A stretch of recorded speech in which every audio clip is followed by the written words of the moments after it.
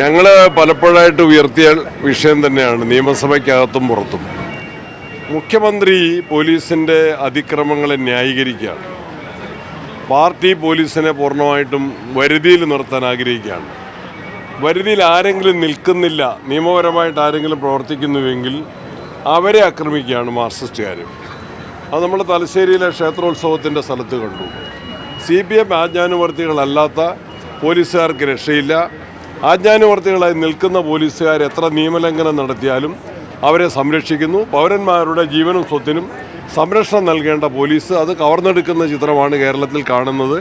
അത് കുന്നംകുളത്തോ അല്ലെങ്കിൽ പീച്ചിയിലോ മാത്രമല്ല, പല സ്റ്റേഷനിലും അത്തരം സംഭവങ്ങൾ ആവർത്തിച്ചുകൊണ്ടിരിക്കുന്നു.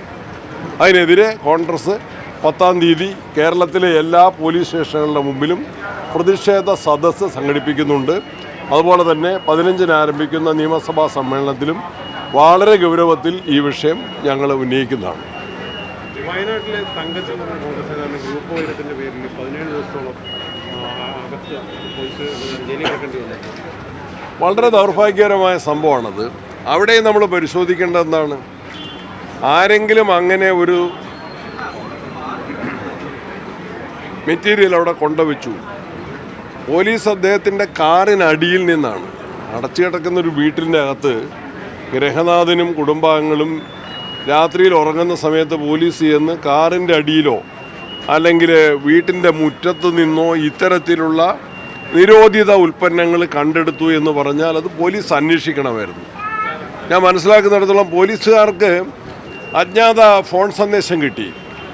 അപ്പോൾ ആ സന്ദേശത്തിൻ്റെ ഉറവിടം, അതിൻ്റെ സത്യസന്ധത വെളിപ്പെടുത്തിയിട്ട് വേണമായിരുന്നു നിരപരാധിയായ ഒരു വ്യക്തിയെ ഇത്തരത്തിൽ അറസ്റ്റ് ചെയ്യാനും ജയിലിലടയ്ക്കാനും. അദ്ദേഹം നിരപരാധിത്വം, അദ്ദേഹത്തിൻ്റെ ഭാര്യയും നിരപരാധിത്വം ആവർത്തിച്ചു പറഞ്ഞു. എങ്കിലും പോലീസ് അത് കേൾക്കാൻ തയ്യാറായില്ല. അതിൻ്റെ സാഹചര്യങ്ങൾ പരിശോധിച്ചാൽ തന്നെ ഇതൊരു കെട്ടിച്ചമച്ച കേസാണ് എന്ന് മനസ്സിലാക്കാനുള്ള സാമാന്യ ബുദ്ധി പോലീസ് അവിടെ പ്രകടിപ്പിച്ചില്ല.